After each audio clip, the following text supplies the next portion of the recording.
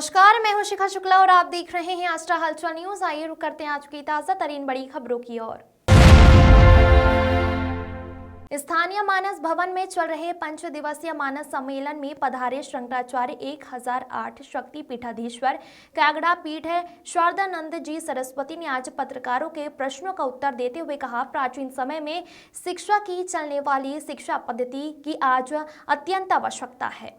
बच्चों में संस्कार के लिए माता पिता उत्तरदायी हैं। समाज का हर व्यक्ति जब तक अंगूरों की तरह गुच्छे में रहेगा तो सुरक्षित और मूल्यवान रहेगा।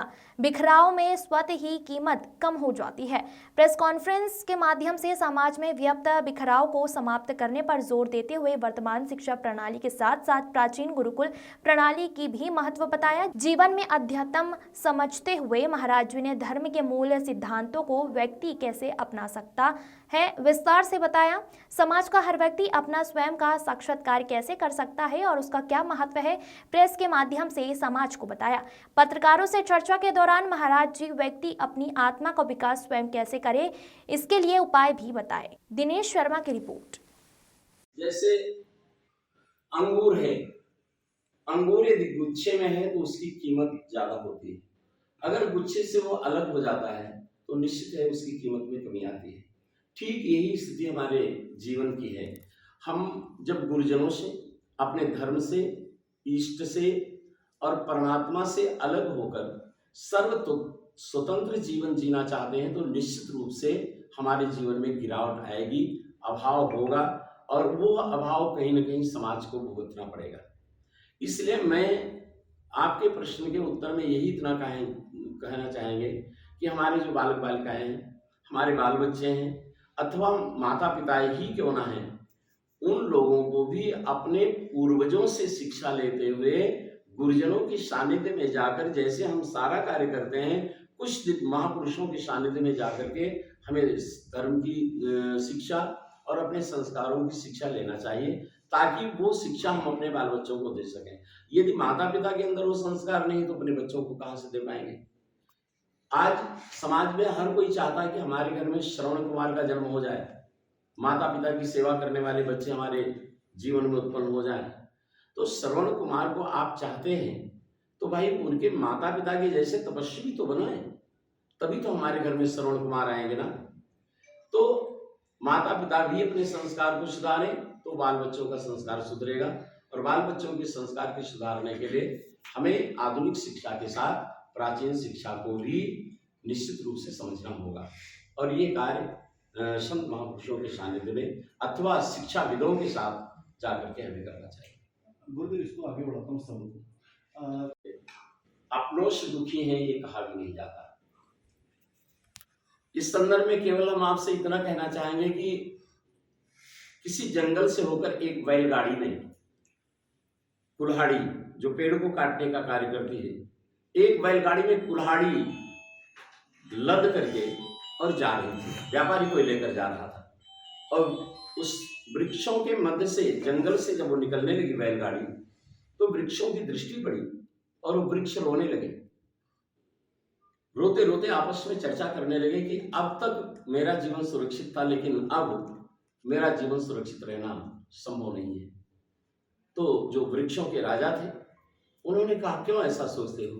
बोले, देखो ना, इस बैलगाड़ी में लद करके हजारों की संख्या में कुल्हाड़ी जा रही है और अब ये पूरे के पूरे जंगल काट दिए जाएंगे, हमारा जीवन असुरक्षित हो चुका है। तो वृक्ष का जो राजा था वो हंसा, कहा, चिंता ना करो, चिंता ना करो, ये कुल्हाड़ी हमारा कुछ नहीं बिगाड़ पाएगी। कब तक?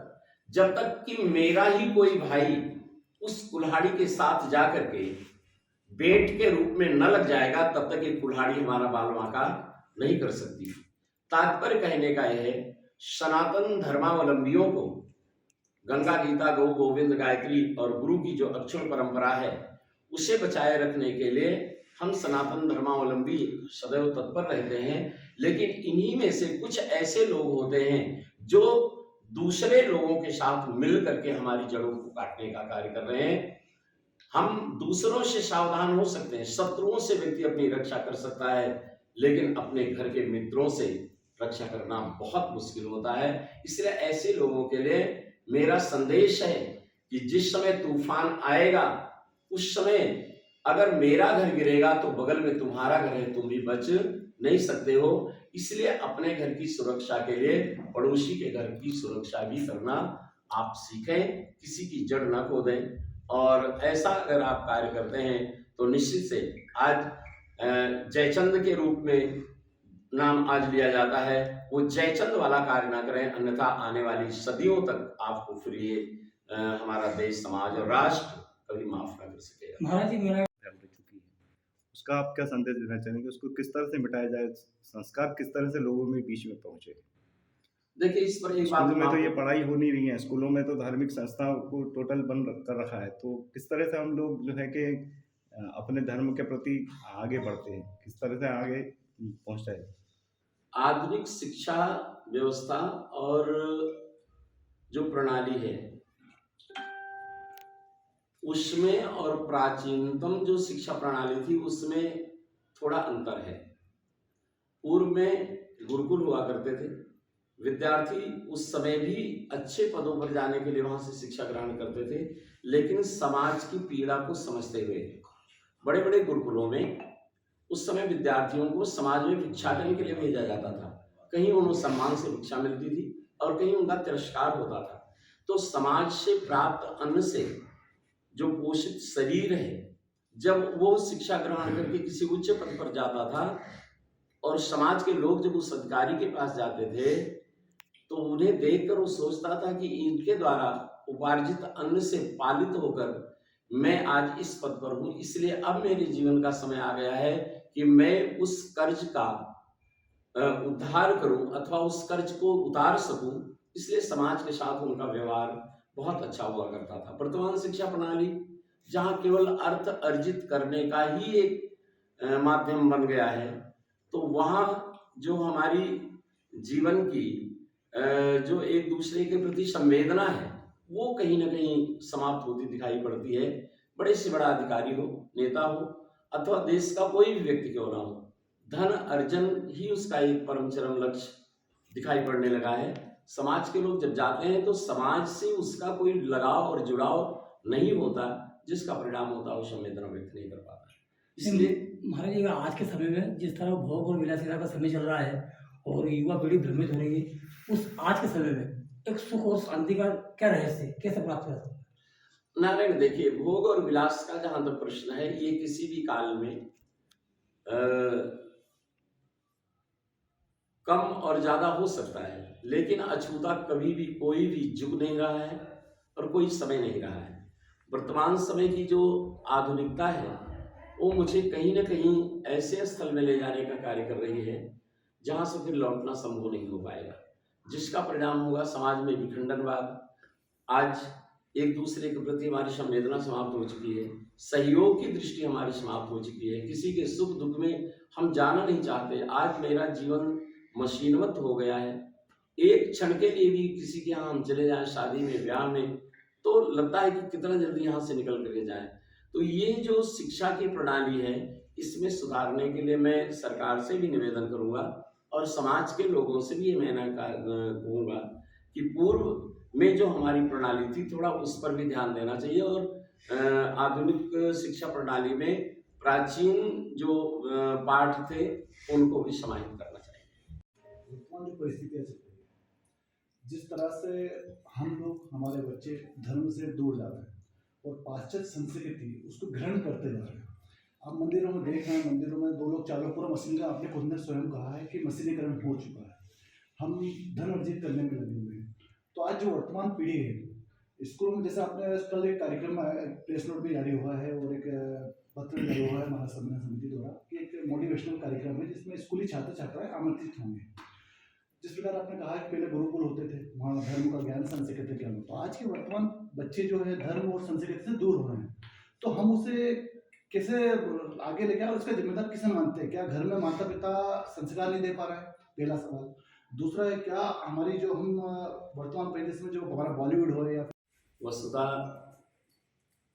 यह एक बहुत ही विलक्षण महापुरुष के द्वारा संस्थापित ये भवन है जहाँ इसका निर्माण इसका सम्मेलन चल रहा है। हमारे स्वनामधन्य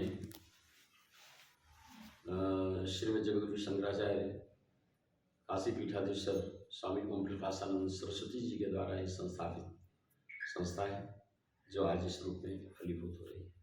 महाराज जी, आज के समय में हिंदू अपने धर्म के सिद्धांतों को कैसे अपना सकता है, किस तरह से? देखिए, धर्म शब्द जहाँ आता है वहाँ केवल और केवल इन अर्थों में लिया जाता है या लेना चाहिए मुझे। धर्म न दूसर सत्य समाना, आगम निगम पुराण बखाना। वेदों में पुराणों में सत्य ही धर्म है अथवा धर्म ही सत्य है, ऐसा हमें समझना चाहिए। जिसके जीवन में सत्यता है वो धर्म का आचरण करने योग्य है अथवा करता है, और जो धर्म का आचरण करता है वास्तव में वो सत्यवादी ही होता है। झूठ बोलने वाला कभी धर्मात्मा हो ही नहीं सकता। और हमारा सनातन धर्म इतना व्यापक है जो सत्य के ऊपर आधारित है। नहीं, लेकिन महाराज जिस तरह से समाज में इन दिनों कोई कुरीति बहुत तेजी से फैल रही है, वो है लव जिहाद, तो उसको लेकर आप समाज को क्या मैसेज देना चाहते हैं, क्या संदेश है आपका? मैंने जैसा कि अभी पहले आपको बताया कि यदि हमारे घर के परिवार के कुल और परंपरा के संस्कार अच्छे हैं तो बच्चों के इस रूप में बिगड़ने के चांस थोड़ा कम होते हैं। लेकिन आधुनिकता के इस दौर में हम इतना ही कहना चाहेंगे कि अपने बच्चों को इससे बचाना चाहिए और बच्चों को स्वयं भी बचना चाहिए। यदि आप इतना विवेकवान हैं तो आपको इन बातों का और इसके होने वाले भविष्य में दुष्परिणामों का ज्ञान हो करके हमें इससे बचना चाहिए। जो चल रही है कथा वगैरह जो चल रही है, इसको लेकर के आप पूरे देश में क्या संदेश देना चाहोगे? जिस तरह आस्था के अंदर लोग इकट्ठा होकर के मानस को प्रचार प्रसार करने के लिए आपको यहाँ आमंत्रित किया है। श्री रामचरितमानस सम्मेलन आष्टा मानस भवन में जिसका आयोजन इस समय चल रहा है, श्री रामचरितमानस के संबंध में मैं आष्टावासियों के सहित पूरे देशवासियों को ही नहीं पूरे विश्व में जहाँ भी सनातन धर्मावलंबी लोग रहते हैं उन सब के लिए मेरा संदेश है, रामचरितमानस में ही उसका अर्थ छिपा हुआ है। राम चरित्र और मानस, इसका अर्थ है कि मानस अर्थात मनुष्य यदि अपने जीवन का चरित्र निर्माण करने में अपना ज़्यादा से ज़्यादा समय लगाए तो रामत्व की प्राप्ति कर सकता है। मनुष्य चरित्र निर्माण के साथ रामत्व की प्राप्ति कर सकता है। राम चरित्र मानस, मानस और राम के मध्य में चरित्र है। चरित्र ही जीवन का सब कुछ है। भगवान श्री राम का भी जो चरित्र है वो पूजनीय है। वस्तुतः हम सनातन धर्मावलंबी उस चित्र की पूजा करते हैं जिसका चरित्र अच्छा होता है। और